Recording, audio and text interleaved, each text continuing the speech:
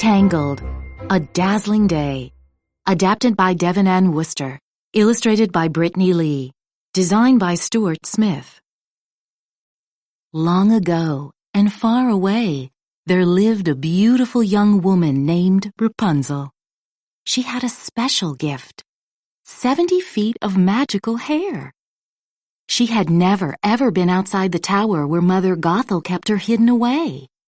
Every year on her birthday, Rapunzel gazed out her tower window at the sparkling lights that rose into the nighttime sky.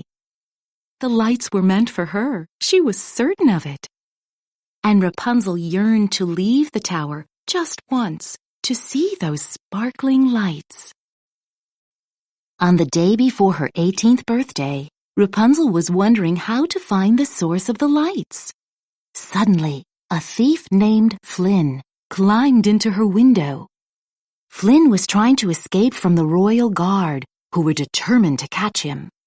Pascal, Rapunzel's chameleon friend, agreed that Flynn did not look like the ruffians Mother Gothel had warned her about. So, Rapunzel asked Flynn to guide her to the floating lights. Flynn agreed. The next day, Rapunzel's heart fluttered as they neared the kingdom where the lights would be launched that night. She was so close, until Maximus, a horse from the royal guard, appeared. Maximus had finally hunted Flynn down and wanted to put him in jail. But Rapunzel convinced him to let Flynn go for just one day. Just then, a lovely chiming sound floated through the air. Following the sound, Rapunzel raced up a small hill and saw the kingdom. The chimes came from the kingdom's bells, ringing in the new day. Below the palace's peaked towers stood a village filled with thatched-roofed houses and inviting shops. Rapunzel felt more excited than ever. Rapunzel was amazed by everything she saw in the village. People were talking happily, hanging out their laundry, and selling and buying things. They were all preparing for that night's launching of the floating lanterns. Rapunzel gasped in delight as she rushed to see more, but something pulled her hair. People were accidentally stepping on all 70 feet of it. Some little girls were braiding one another's hair nearby. When they saw Rapunzel approaching, their eyes lit up with delight. They had never braided such long hair before.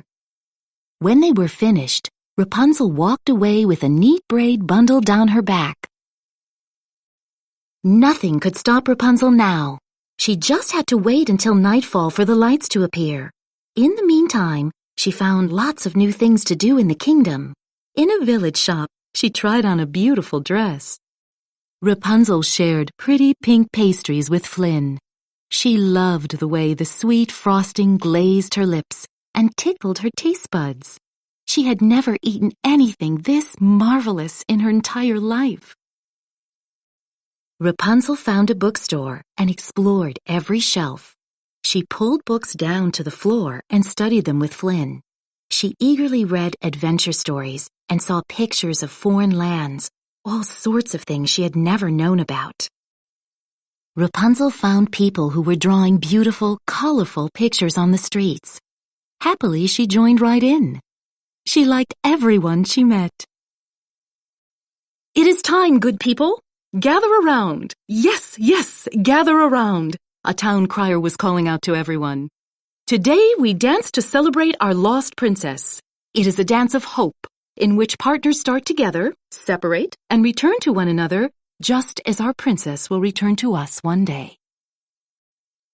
But as the man spoke, Rapunzel found herself standing in front of a large mosaic of the king and the queen holding their baby. Something stirred deep inside Rapunzel as her green eyes met the identical green eyes of the princess in the painting.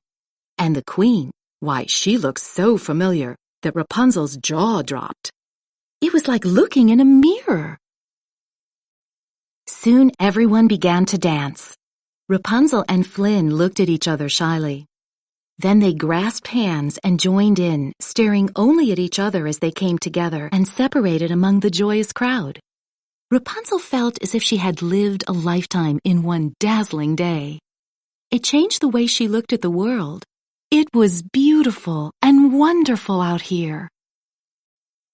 At last, nighttime arrived. Flynn led Rapunzel to a boat and rowed away from the shore. "What if it's not everything I dreamed it would be?" she asked. "It will be," Flynn reassured her.